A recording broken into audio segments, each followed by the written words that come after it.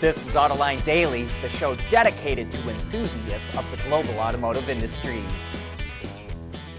BMW CFO says the company is at a tipping point with EVs and ICEs. He says that most of BMW's sales growth now comes from EVs, and it won't be looking back. Last year, the BMW Group, including Mini and Rolls-Royce, sold over 2.5 million vehicles, which was up 6.5%. But total Group BEV sales were up over 74% to a little more than 375,000 units, or a 15% share of sales. The CFO doesn't think its ICE sales will go up anymore and will continue at roughly their current rate before starting to fall off, which should happen in the next couple of years. However, BMW is still making more profit on its ICE vehicles, and it doesn't expect it to even out until 2026, when it predicts its EV sales share will be a little more than double than the 15% that it is now. And speaking of BMW sales, the German automaker was once again the top-selling premium brand globally last year. It sold more than 2.2 million vehicles in 2022, a 7% gain. That helped BMW stay ahead of second-place Mercedes, which sold just over 2 million vehicles last year. Audi was in third place with nearly 1.9 million vehicles sold, but Tesla was hot on its heels with more than 1.8 million sales. So, if Tesla is able to keep up its sales growth this year, it could threaten to take over the top spot from BMW. As far as EV sales go, the BMW brand sold nearly 331,000 electrics, Mercedes sold 222,600, and Audi sold 178,000 EVs last year. And we're going to stay on the sales side of things for another moment. Russia's car sales are finally on their way back up, and it has the Chinese to thank. Before Russia invaded Ukraine and all the major foreign automakers pulled out of the country, it sold about 1.6 million vehicles a year. But with no one really making new cars to sell, that number dropped by about 1 million units. And that left the door open for the Chinese to swoop in. Last year, Russia sold over 1 million new cars, which is a jump of nearly 70%. But Chinese brands accounted for almost half of those sales, or nearly 500,000 units. And it seems like the Chinese could dominate the Russian market for a long time. China has roughly 150 million more vehicles on its roads than the U.S. There's about 280 million cars, trucks, buses, and motorcycles in the U.S., but according to China's Ministry of Public Security, it has 435 million registered vehicles, and cars alone account for 336 million of that figure. Even though those are big numbers, it doesn't represent a whole lot of growth, only a 0.05% increase over 2022. As we know, China has become such a competitive market that brands are starting to rely more heavily on exporting, and for the first time ever, China became the world's biggest car exporter last year.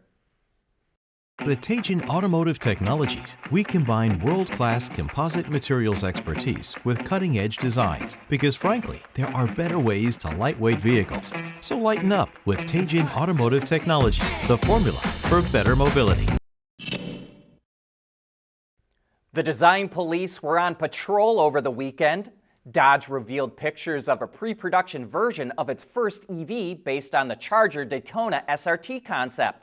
While it does look close to the concept, many people were critical of the car, especially the front end.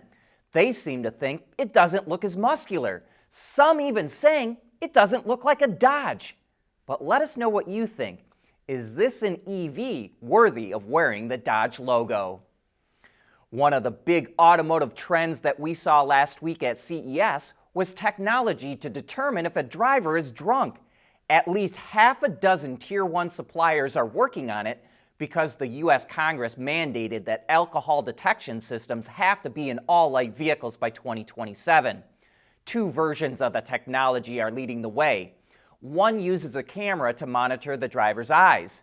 If it sees that they are staring or not moving very much, it's an indicator of intoxication.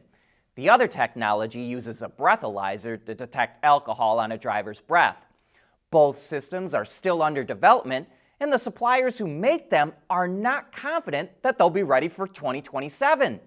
NHTSA has not written the regulations that companies have to follow. There's also a lot of testing and development that needs to be done.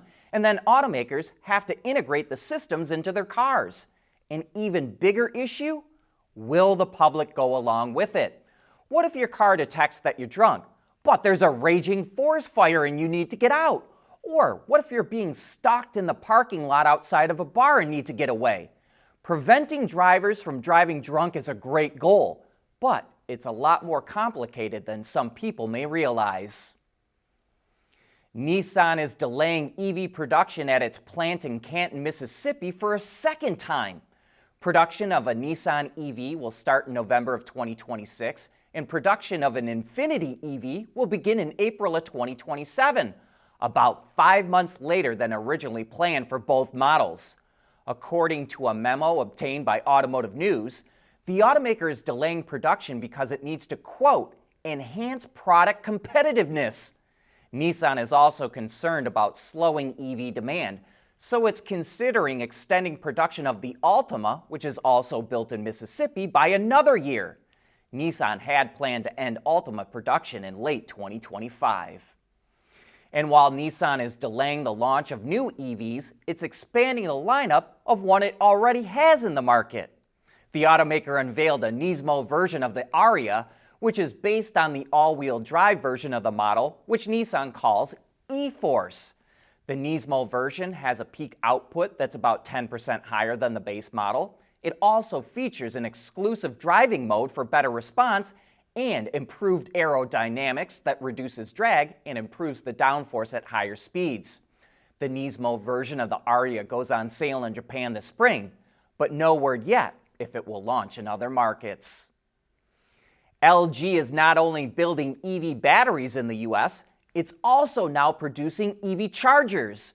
The company announced it's opened its first US EV charger plant in Texas, which has the capacity to make 12,000 units a year. It will initially produce level 2 portable wall chargers, and later this year, it will start building level 3 chargers.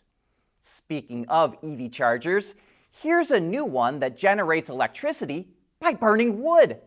A company called Air Burners teamed up with Rolls-Royce and Volvo Construction Equipment to launch the biocharger, which converts the residual heat energy from burning vegetative waste into electric energy and then stores it in a 450 kilowatt-hour battery unit.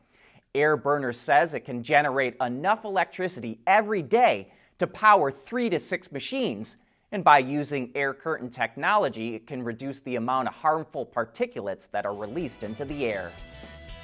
But that brings us to the end of today's show. Thanks for tuning in.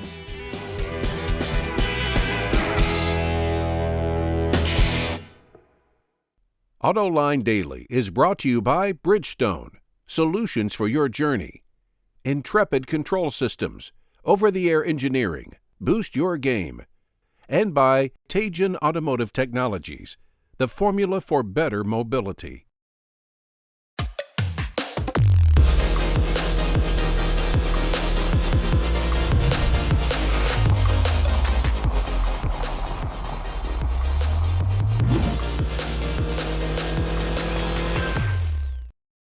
We want to know what drives your testing. OTA, connected car, diagnostics, remote testing. Intrepid Control Systems is here to help you work from anywhere. Intrepid Control Systems, driven by your data.